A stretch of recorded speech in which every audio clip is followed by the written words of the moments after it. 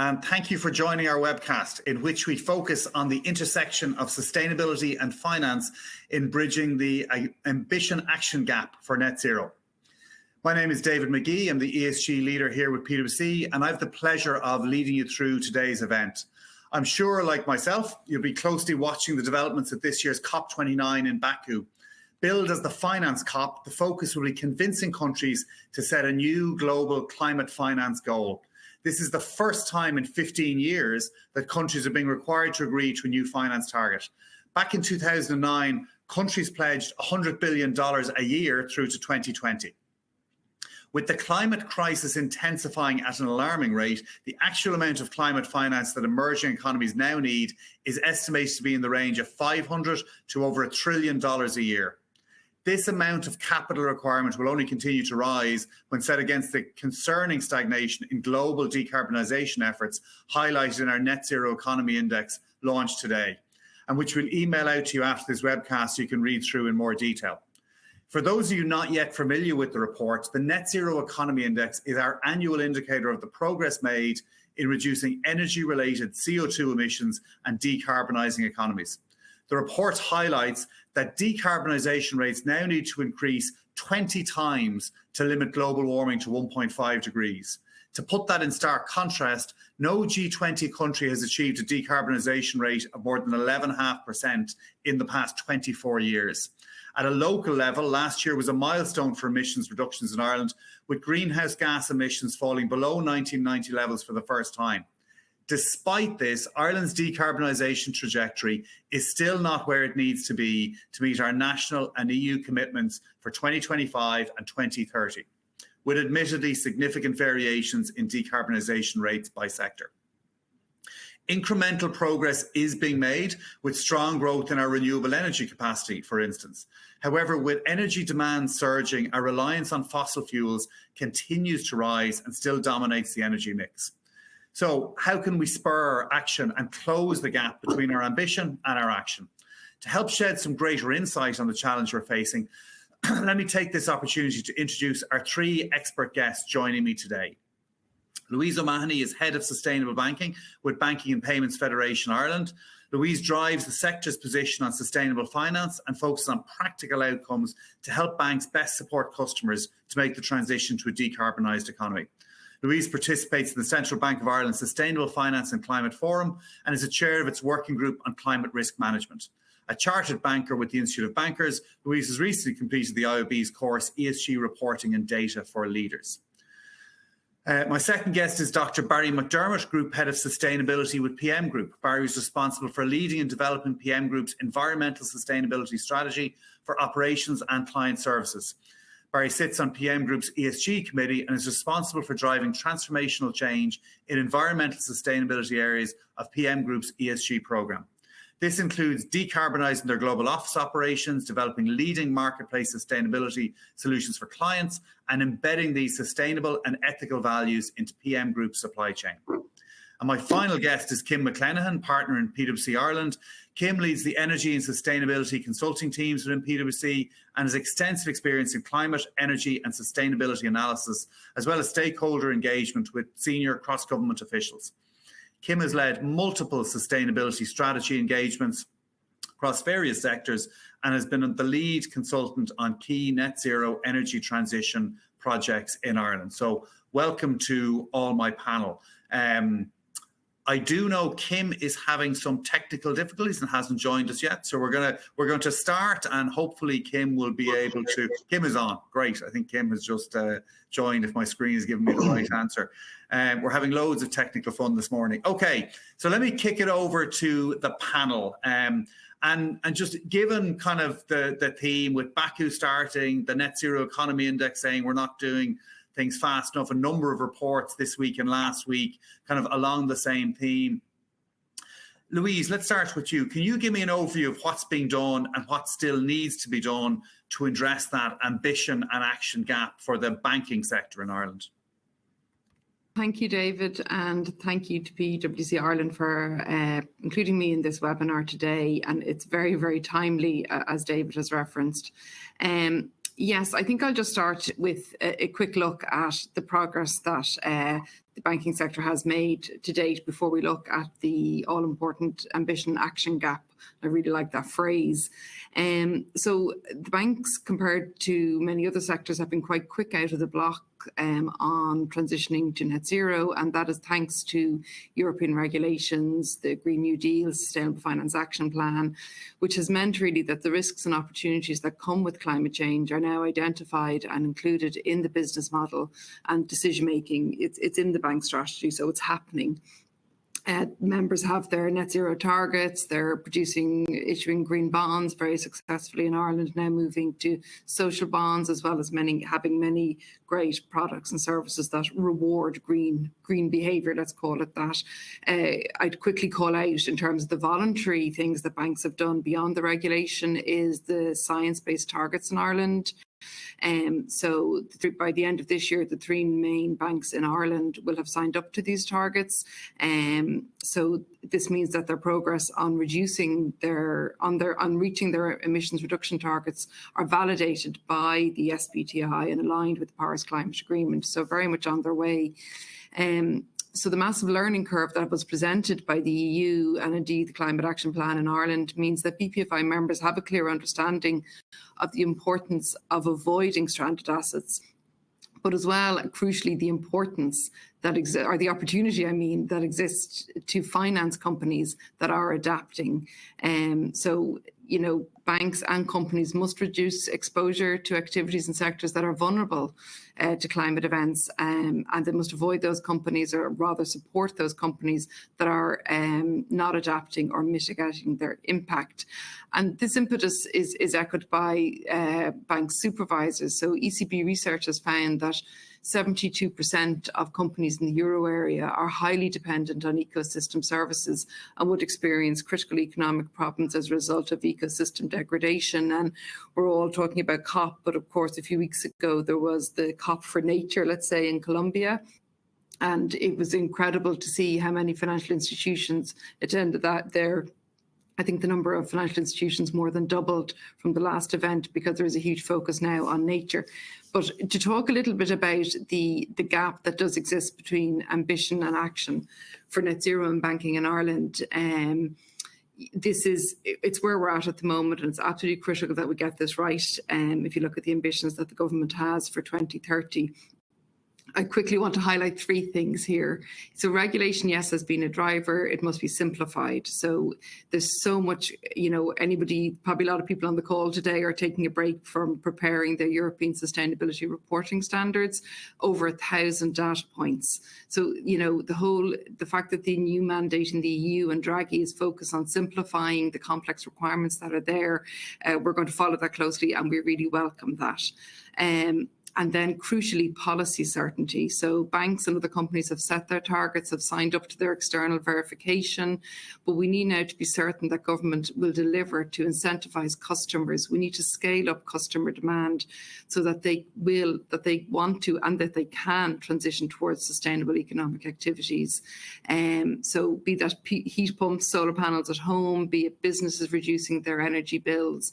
And for all of this to happen, the affordability gap must be addressed. And at BPFI, we have been looking at this closely in terms of the Climate Action Plan, the targets that the government has for residential buildings, 120,000 residential buildings to be retrofitted by 2025 and 500,000 by 2030. It's very ambitious. So a lot of more action is needed there. I don't want to take up too much time. The last thing I would highlight, though, is the critical one, and it's the opportunity for collaboration. We have long been calling for more public-private collaboration, such as ensuring that private sector has access to data. The Environmental Protection Agency, Met Éireann, they've been doing great stuff on data, but will private sector have access to that data? We need to understand in a simple way, we need to know BER ratings so we can manage. We are told by supervisors we must manage climate risk in the bank's portfolios, but to do that, we need to understand where the risk is, and for that we need access to data. A big issue looming is flood risk coverage.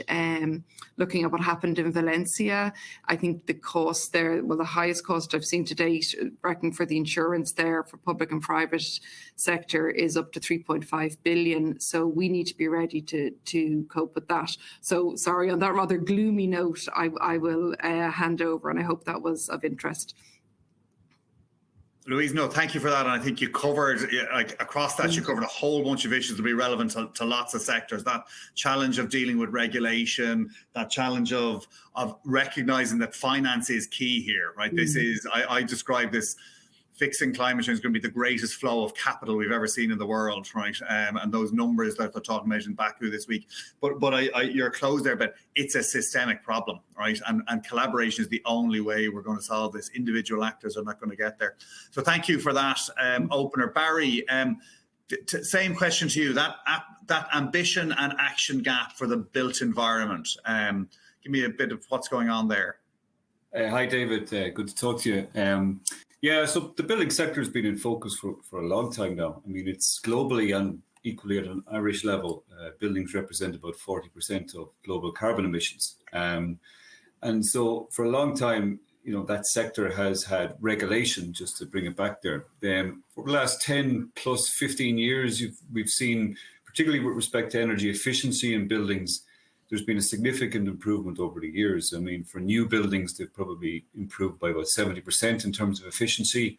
For buildings that have been retrofitted or repurposed, depending on the level of retrofit, you would have seen a 30 to 50% range in improvement in efficiency. And then in the sector in which I predominantly work, which is the manufacturing sector, again, tougher challenges in manufacturing industry, but we would have seen again in new buildings and upgrades, again, at least a 30% improvement in energy efficiency. And that's been driven by regulation largely. The Energy Efficiency Directive being one, but also the Energy Performance in Buildings Directive has been a huge influencer in that upgrade. But going forward then, to be net zero, you've to tackle more than just energy efficiency. You've to tackle now what is known as embodied carbon. And the Energy Performance in Buildings Directive has just been recast and brought into force by the EU in May this year. And it's due to be transposed into member states' legislative environment by 2026. And that's a game changer for buildings. It's a step change in terms of getting to that, Green Deal vision in Europe of 55% reduction in emissions. For the building sector, it means that it's not just operational carbon, it's embodied carbon. So not just the energy you use in the buildings, but actually the energy associated with all the materials you need to construct it. So the building and construction sector ultimately are going to see a step change in this going forward, which kicks in from about, on a phased basis, public buildings, any publicly owned buildings in 2028 will have to have zero emissions. They'll have to set benchmarks for this embodied carbon.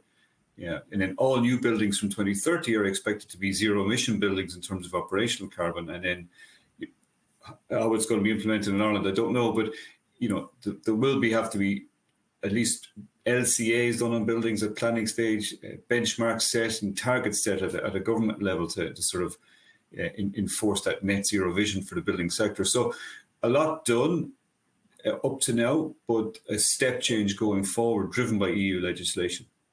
Yeah, it's interesting. Both you and Louise have touched off that challenge of regulation and how, and I want to come back to that in a second and see, because you hear varying kind of debates about kind of whether it's a force for good or if it's just creating a whole pile of administration. Kim, but let's do the sweep of the industries. Kim, talk to me about energy transition in Ireland and the ambition gap or the ambition to action gap. Yeah, so like it's probably worth pausing and thinking about progress to date, right? So since 2018, if we look at 2018 to date, the electricity sector and residential sector are both decarbonised at 20%. So that's been quite a significant kind of jump forward. However, agricultural and transport sectors are hovering at 2.9 and 4.2% respectively. So some sectors are really struggling. So energy really is going to be at the core of everyone's decarbonisation plans. And Barry touched on it. Like once you are looking at how things are made, abundant sources of green energy, and that's molecular and electron based, right? So without getting too nerdy, the electricity has to be green, the electrons, but we also do need molecular solutions. So as we phase out coal and peat, we then rely on oil, we're going to rely on gas, and then we need to decarbonize the gas. So listen, like there's been very good work done, but it's like the low hanging fruit has been addressed, and then the challenges get more bigger, the obstacles get bigger. And so really offshore wind is going to be at the core of our future energy system. And so there's been delays in that. So there's much talked about planning delays. There's issues then with the permitting environment, the auctions, etc. Then there's knock-on impacts. If offshore wind is delayed, then electrolyzers are late, and then the hydrogen production is late. So there's been very good work done, but I think focus on biogas, our hydrogen strategy is good, but we need more focus on that. And then I think we need more joined up thinking in terms of the energy system. It's not an electricity problem or a gas problem. We need to look at the least cost solution for Ireland in terms of the least cost energy system. And I think deliverability is key. So we don't live in a perfect world, right? We know that we should leverage the infrastructure we have. It's very hard to build new infrastructure in Ireland at the moment. The social acceptability of infrastructure is a challenge. So it's the least cost solution, but you need to then solve the problem by also taking in those other factors. So yeah, lots of challenges, but yeah, we'll get there. And interesting, you touched on the same, that it's got to be a holistic solution. Again, echoing kind of like Barry talking about, it's about the industry's got to shift, and Louise talking about the systemic solutions. I think we all recognise that single actors aren't going to make a difference. I want to go back to all of you in one way or another touched on regulation, new regulation, ESRS and CSRD. And I want to kind of sweep through, but I want to start with Louise. Like, I think CSRD will be really good, will help us to tackle greenwashing, will give us kind of clear, transparent information on what's really going on in the companies, whether we're investors in those companies or customers of those companies or suppliers. What's your take on CSRD? Yeah, I think you're right, and I think it's both. It is our friend, it is our driver, it is ultimately a good thing, but it is very burdensome and resource intensive. We'll probably all look back in 10 years' time, but it may not be us. We'll all have been driven insane. But, in 10 years' time, looking back, it'll be, presumably the standard and the norm. But it's a really interesting time to work in this. It's really great, but it's also very, very intensive. I should put my hand up and say I don't actually have to complete one, so it's a bit academic for me. But it is. You're right. It is helpful. It is really a positive, but it is very difficult. I think for CSRD, there's been a lot of companies are almost, we heard a lot about greenwashing. There's almost that green hushing is an issue now where, people are almost afraid to do things because they can't be totally sure that they can stand over everything. If they're saying something is sustainable, they have to really understand their supply chain. They have to understand how it affects their communities now, etc. So I think over time, CSRD will help companies be certain that they are not engaging in greenwashing, because a lot of what happens is, in terms of greenwashing, is unintentional. And I think the fact that CSRD requires limited assurance is a good thing as well, because it gives external validation that you are doing it right. It helps, as I say, your business, your supply chain, your communities, your customers. And the fact, of course, that it's aligned with the European taxonomy, which makes it very challenging, I know, but it also means that it's aligned with science, so we know we're on the right path. Okay. That's very helpful. Just one thing to say, and one of you's already figured it out, but there is a Q&A box. So if you want to get in with a question at the bottom of your screen, there's an opportunity for you to fire a question in. I'll allow time at the end for some of those audience questions. But Barry, I want to continue to explore this regulation issue because, clearly, it's a good thing. It starts to eliminate greenwashing, gives greater transparency. But Louise touched on the administrative burden and, clearly PM Group's a big organization, but lots of people in the sector that you work in are small companies. And even in large companies, the supply chain backup will have lots of individual contractors and much smaller entities kind of feeding into projects. What's the administrative burden start to look like of both CSRD and other regulations? Yeah, it's quite a lot. I mean, the one thing I'd say is the CSRD and the way the EU write documents is not user friendly. It's not in everybody's everyday language. So for sure, you're probably going to have to reach out to peers or third-party consultants just to even understand what the requirements of the CSRD are. So that's a cost. That's a burden. Equally then internally, whether you've been doing voluntary ESG or CSR or sustainability reports, whatever you call it, down through the years, that's probably a good starting point. But they were generally developed, with your ESG committee or with marketing, and always to put the best foot forward for the organisation. But CSRD is less about that, and it's that equalisation. It's very specific in terms of what you need to report on. The interpretation of what that is quite specific. So you're going to need support to guide your way through that. And then you have to look at effectively the whole, what is material to your business from a double materiality perspective. So even doing that workshop and that assessment, you're probably not in the best position to do your own materiality assessment yourself, because everyone has, you just won't see the sort of the real impacts and the real materiality when you try to do it yourself. So, but all of that ultimately leads to a whole world of metrics that you're going to have to collect and gather throughout your organization on environmental issues, social issues, governance issues, and that are all laid out in the CSRD. So collecting that data regularly and reporting it ultimately means you need people time, you need overhead time in your organization to do that. So, and that goes right through even your SAP systems or how you collect data, and from HR right through to, everything you do. So that's all time, that's all overhead. And the first 2 years are probably going to be the trickiest, as it's not business as usual, a lot of this. So that's ultimately where I think the overhead cost and time is going to be. But then I'd echo once you get past that, it'll become business as usual. And it actually, although there's a lot of cynicism now in terms of you're spending all this time and effort and cost on what is effectively just reporting, when I could be putting all that money into my ESG program.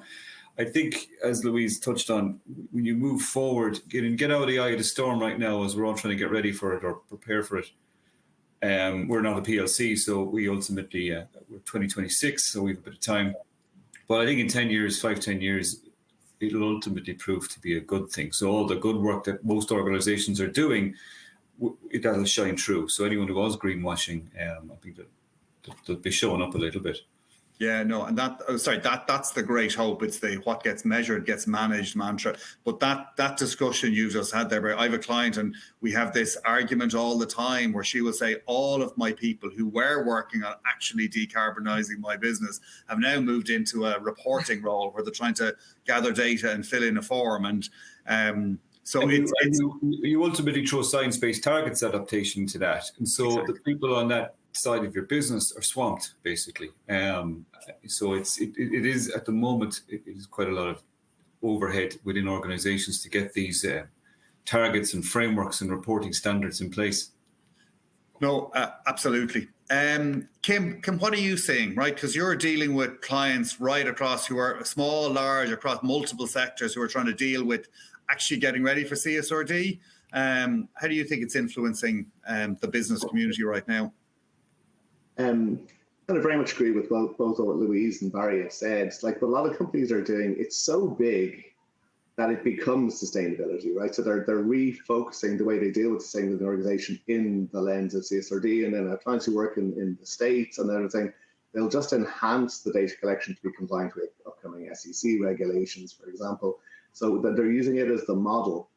But also interestingly, they, greenwashing was mentioned a few times. Like there's companies who are very ambitious in terms of their decarbonization plans. They had truly measured, and they had set targets that were achievable but stretched, and they were moving their business in that way. There are other companies who applied less rigor and just put a statement out there. So what CSRD is doing is they're rapidly pulling back on statements that they don't feel comfortable with anymore because they don't have the substance behind it. So it's very good for the ambitious companies because they're now genuinely leaders in the space, and it's the removal of those claims that weren't accurate. So yeah, like in terms of net zero declarations, what we're seeing is some are disappearing, but those probably weren't valid ones anyway. So I don't think, I think it is helping. So it's fundamentally transparency, but it's also credibility. So, and it's a common language too. So the guys will be very familiar with this. Like the number of data points is colossal. So if you talk about scope 1, 2, and 3 emissions, it's not 3 data points. There's a vast number of data points. Electricity usage alone, it's your own electricity. It's what's the quantum of green. If you use offsets, what are the offsets? So there's a lot of color behind, and then you have to declare what you're going to do with each of those quantification numbers. So whatever the issue is, what's the qualitative statement? And that's essentially your net zero strategy, right? So it's a much more nuanced net zero strategy. So I think the initial focus is on establishing your baseline. A lot of people, that limited assurance wasn't done on a lot of this data before. So companies are learning for the first time, but they're now saying, where we elect to report on sustainability topics that didn't come up in our materiality. So for example, diversity and inclusion. So it mightn't be a material topic, but it's important for the business. They're now looking to apply the same level of rigor because it wouldn't make sense. Like, why not apply the same rigor that you now apply to your emissions data to all of their other metrics? So I think it'll be a positive. I think in the first instance, as both Barry and Louise have said, it's a huge lift. So people are just focusing on compliance. But I think very quickly we're going to see peer pressure. If you're outside the sectoral norms, there's going to be huge pressure to make you address the deficits. I mean, that's really the intent of the regulation, that it's honest description of what the issue is, and then peer pressure. The EU isn't mandating that you decarbonize. They're hoping that you will feel the need to because you're behind your peers. Yeah, and the belief is that both customers and investors, or customers and sources of capital, will look at those and drive it. But you've all touched on the hope that this is a bump, that we will settle into, as Barry says, it's a difficult thing to interpret.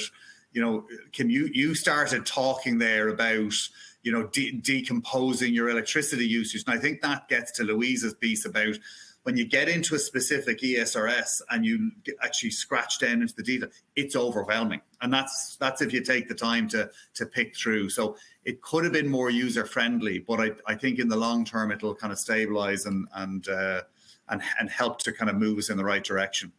Quicker than we are at the moment. Kim, I want to come to you again for a related but different question. And you touched on it in one of your earlier answers that, this was, or 2023 was a milestone year for emissions reductions in Ireland, but we're still not on track. We're still not on track to meet our legally binding commitments in the Climate Action Plan. So where are we falling short, and what does that mean financially? What does that mean for the state and for the industries that are not getting there? Yeah, let's start with the money, right? That'll focus the minds on the scale of our challenge. So, DEC and Deeper did a study just over a year back where they estimated that the cost of non-compliance with the EU effort sharing regulations, so the EU is where the fines are coming from, and not our local legislation, up to 2030 would be between 3.5 and 8.1 billion. And that money is made up of fines and then buying compliance buy-ins and essentially certs from countries that had exceeded their targets. So that's money that would flow out of the state and achieve nothing for Ireland, right? So that's just money that flows out. So clearly that's not a very prudent course of action if it could be avoided.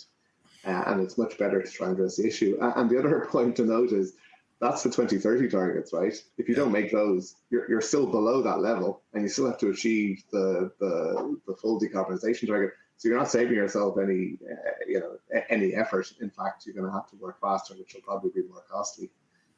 So, the fines are there. I touched on elements of the lack of progress. I think it really is that joined up thinking is required. That, we're set up, our government departments are set up to solve single problems, but you can't solve transport or the built environment without solving energy. So it's that joined up thinking and really focusing on the least cost for Ireland Inc. And a credible pathway. And that, I think, will require nailing your colours to the mast. Like, policymakers and regulators love to be technology agnostic. They like to say, we'll let the markets decide. I don't think this problem can be solved without defining your pathways a bit more explicitly. I think that's where we could maybe improve. So Barry, can I go to you? Because yet again, Kim has mentioned joined up thinking. We keep talking about systemic and holistic.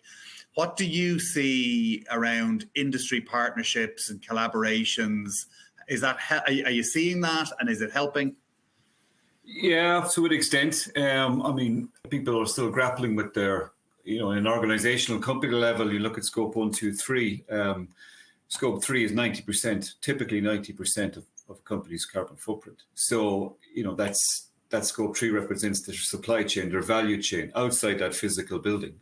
So to get that down in any form, never mind net zero, you need to collaborate. You need some form of partnership with your supply chain. So in the world I work in, private sector, complex manufacturing areas, I've seen, particularly in the pharmaceutical sector, there would have been maybe 7 global brands recently came together to form the Sustainable Markets Initiative. And that was purposely all about them collectively having probably the same supply chain. Now, being at a scale of economy type analogy, they're now able to enforce sustainability supplier standards. So collectively, they're now all going to get a win-win from that. And equally, depending on geographical locations, they're also able to jointly pursue maybe power purchase agreements for renewables. So that's starting to happen, albeit I don't see it in every industry sector, but these are huge global brands, so they're well able to sort of to form and meet that. Other examples, even on a smaller scale here in Ireland, I know PwC has been involved with the Business and the Community Low Carbon Pledge report for the last number of years.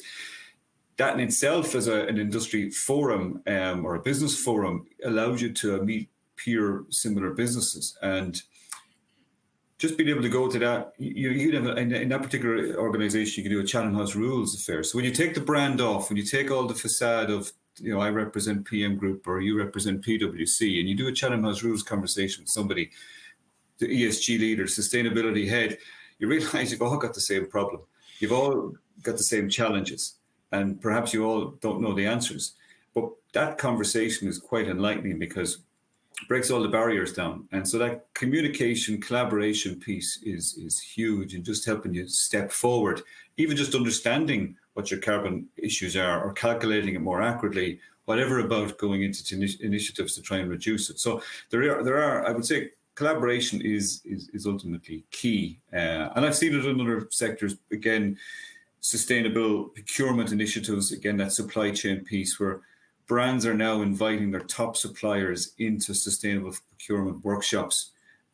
1, to communicate their needs and targets, but 2, to hear the feedback, because the supplier represents their 90% of their footprint. So who knows best how to reduce only that supplier? So they're looking for innovation. They're looking for ideas about that relationship between customer and supplier and to how we could best reduce it. So I have seen that. I've been part of that. I've been called into big client sustainable procurement workshops to listen and offer feedback in terms of any ideas we've got. So that's ultimately what I've sort of been seeing across the industry. Probably not enough of it. Definitely not enough of it, but it is starting in pockets. I think people are realizing this scope 3 piece is just so big, you cannot tackle it on your own. You have to reach out. No, and I think those, you mentioned Sustainable Markets Initiative, I think that's a great, but there's lots of global ones out there and there's lots of national ones. And I think the more we can get people talking to each other, the better. Thanks, Barry. Louise, before I go to audience questions, right, can I just bring you back to where we started? Because I opened and mentioned that Baku is on this week and finance is the theme, and you referenced what's the role of banks in this transition, right? So not the banks, you talked about the banks themselves and how they're, but what's the role of the banking sector in trying to help everybody else here? How can they support us? I think thanks, David. Yeah, I think it's really, really critical. I mean, when the original Sustainable Finance Action Plan was launched in Brussels, the goal at the time, this is 2017, 2018, they were saying we'll no longer be talking about sustainable finance, it will just be finance. Yeah. And that kind of is where we have to get to. So we're all kind of mired in the detail now, as we've been discussing. But I think, for the banking sector, our role is critical. Like you'll have customers, who don't have the luxury of going on a PwC webinar on a Tuesday morning, who are not maybe thinking about carbon or climate or anything like that. And sometimes the bank might be the first person who says to them, okay, great, you're looking for working capital, you're looking to renew your lease, whatever it might be. We could give you a sustainability linked loan if you can come back in a year's time, 2 years' time, and show us how you've reduced your energy performance. So sort of on the ground, they have a very vital role. And I know in Ireland, they have done, there's a lot going on in terms of training staff to support people and signpost them. So it's the big piece, it's the regulation, the legislation, it is the financing of the renewable energy, of all that big, high cost, high capital, but it's also the on the ground bringing people along, whom otherwise may not be incentivized to do it. Is that kind of what you're thinking? No, absolutely spot on. Okay, let me take a couple of audience questions just to kind of close us out. We've one in about, and I'm just going to do rapid fire and get kind of a quick view from the three of you. There's a lot of costs in both undertaking CSRD and investing in decarbonisation strategies. So if people we've a caller or a listener who was saying, I'm trying to get that investment, but I've got a management team and a board and shareholders who have different uses for that capital and different demands on the return. How do you make that argument that this is the right thing to do and we do need to? Any tips right now on trying to bring shareholders on the journey to say we should spend money on this right now? Kim, any bullet points from you? I think realistically, you can't ask a company, a corporate, to spend money that isn't required. So above the compliance bit has to be done, unless they can majorly move the dial with one of the key stakeholder groups. So either the customer cares, a regulator, suppliers insisting on it. At the end of the day, there has to be a business rationale for spending that money. Decarbonising just for the sake of decarbon is unrealistic. And I think, so you need to build a coalition. Yeah. So regulators have to put in place the policy incentives, whether it's a carbon tax or are prohibiting non-sustainable practices. But realistically, no company can be expected to spend money that doesn't drive longer-term value for the company, I think. So, and I think they're getting there, but you have to. It's clean to be very crisp and say, do our customers care? Do our customers demanding this? What do they actually want? What are in supply chain? Supply chain is a great example Barry brought up. A lot of big corporates are simply insisting on a whole range of sustainability targets that need to be met. So if you want to supply to Walmart, for example, you need to meet these criteria. So you can drive that through the supply chain as well. Louise, any advice you would give someone trying to build support? Well, I mean, depending on where they are and the CSRD requirements, when it kicks in for them, I think doing a double materiality assessment is really helpful, because then you get your facts and you can see what is material to you now, might be, because the double materiality, it's not just how climate change or a climate event might impact on you, it's also how you impact on the environment. So the more information you get, keep close to climate experts. I was over in UCD on Saturday looking at their geography, totally inundated, a lot of people looking to understand the facts, the science, so keep close to that so you really understand how it's impacting on you. And it has to inform the business line then to a greater or lesser extent. Yeah, perfect. Barry, any advice for someone trying to persuade management and shareholders that this is the right thing to do? Two bits. I mean, you do your carbon footprint, follow the money. I mean, you find that when you go to decarbonize, it means cost savings. I wouldn't use the word cost a lot. I'd use the word investment. It's an investment in the business, some of these reduction strategies, because particularly with scope 1 and 2, okay, there may be capital investment initially, but you will end up with longer, or you should, if that's the definition of sustainability, you should end up with, paybacks that are attractive to the business. But secondly, Kim, I think, mentioned it there, your customers, your clients. I mean, it's a business risk. I'd say I'm answering ESG questionnaires on a monthly basis across my client portfolio. And the message coming back is, we need you to have a science-based target. And if you don't have a science-based target by X date, you will no longer be a preferred supplier. So, it's clear, if we don't invest in the business to decarbonize or at least set targets in a pathway, you're not going to have some of your largest clients wanting you on their framework. And we're being evaluated for this even at the initial touch point. Be it, have you got EcoVadis certification? Have you got prove to us that you are an ethical company with good ESG values with a science-based target set up? So it is a business risk going forward. If you want to keep those key clients, you need to be a low carbon supplier. That's what they're saying. How that's all going to evolve, I don't know, but that's pretty much the message to leadership. I think in my instance, leadership are fully aware of that. So doesn't mean we know how we're going to fully get to net zero, but we're certainly aware of the ask and the risks associated with it. Spot on. Marie has a question here, and we'll finish on this one. And just a quick recap. She's asking the various pieces of legislation and regulation that you mentioned, right? So you might just quickly recap. I'll start with you, Louise. I feel your pain, Marie. I would think European taxonomy is about, this is like a leaving cert test or something. European taxonomy is about classifying sustainable economic activities. So, every company or in scope will have to say which of the activities they do, which economic activity, whatever it is, whether it's sustainable or not. A lot of work going on at the moment to do transitional one as well, where you're supporting people who are not quite green but are on their way. And that's really important that nobody's left behind. Corporate sustainability reporting, we've been discussing, it's where you report on what you're doing. In terms of the banks, that may not be quite as relevant for yourself, Marie, but they have a lot of rules from the European Central Bank, the European Banking Authority. We actually did a very good collaboration recently with our domestic banks about sharing understanding around what's required there.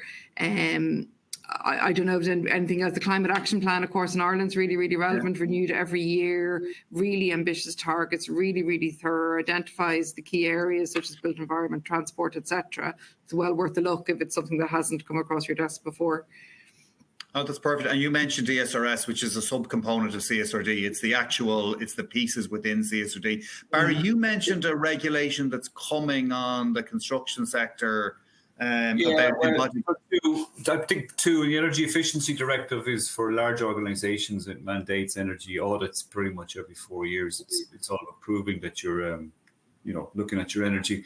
And then the second one, the main one really, is the Energy Performance in Buildings Directive. Now that's been recast, so it's been published for a number of years, but it's just been updated, shall we say, in layperson's language, and ultimately that now has more significant targets for operational energy, but also brings in for the first time this embodied carbon view of the world in the building sector. So that's quite an important piece of legislation, and it has to be transposed into Irish legislation, I think, by 2026, and then it kicks in with a vengeance pretty much from 2028 to 2030 onwards. Okay, perfect. Kim, did we miss anything in our Leaving Cert kind of whistle test? No, I think Louise might did a great job. Maybe just the EU effort sharing regulation is the rules for how they're pushing the responsibility down to country level to meet the targets. And then that's the Climate Action Plan was our solution to that. And that's going to have, maybe for marine sector, that there is going to be very specific targets on the public sector as well, and funds available as well to decarbonise. Okay, I'm going to wrap it up there. Thank you all. Sorry for the questions that I didn't get to. I want to say thank you to our panel who've been so generous with their time this morning, sharing their valuable experiences and insights. Thank you to Louise O'Mahony from the Banking and Payments Federation of Ireland, and to Dr. Barry McDermott from PM Group, and to my colleague Kim McLennan. And thank each of you for giving up your time to join us. I hope you're leaving today with some practical insights, new ideas you can take back to your own teams and organizations. Whatever point your company is at on its net zero journey, myself and the ESG team here at PwC are on hand to support you. We'll be emailing you all a link to the 2024 Net Zero Economy Index later today. So keep an eye on your inbox and don't hesitate to get in touch if we can be of any assistance. Thanks again, and I'm looking forward to talking to you again soon.